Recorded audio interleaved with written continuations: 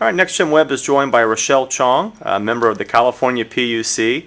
And Rachelle, it's always great to have you on Next Gen Web. Thanks so much for having me.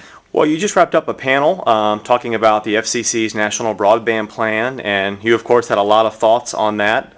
You mentioned three things specifically that you might have them focus on, and was wondering if you could kind of quickly run us through that. Sure. What I was suggesting, if I were God and going to do the National Broadband Plan, the first thing I would do is identify what the broadband infrastructure gaps are. So you would do your broadband mapping, and then you would identify the unserved and underserved areas. And then you would seek to have some innovative programs to attract any kind of broadband provider to come serve those areas, similar to what we did in California with the Advanced Service Fund. We had about $100 million put aside from telephone revenues, surcharges and telephone revenues, both wired and wireless, and we used it to do 40% grants to any broadband provider who was willing to serve the unserved areas first and then the underserved. The next thing I suggested is that we identify the adoption gaps. And so there we would be focusing on some of the unserved populations in terms of those who aren't using broadband and trying to figure out why. In California, we've focused primarily on rural and remote communities.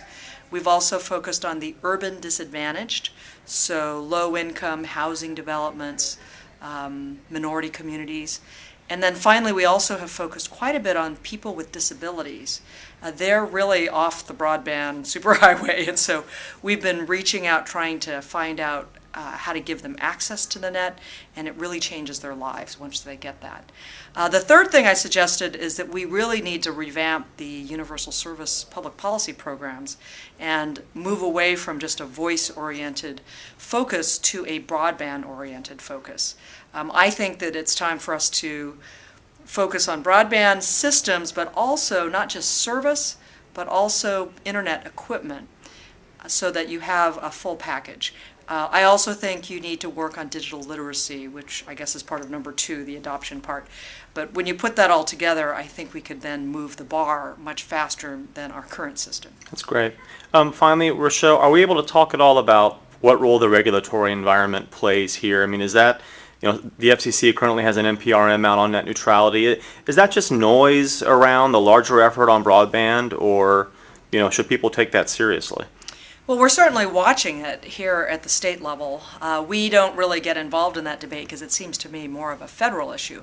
But it does trickle down in terms of what happens at the state. So let me give you an example.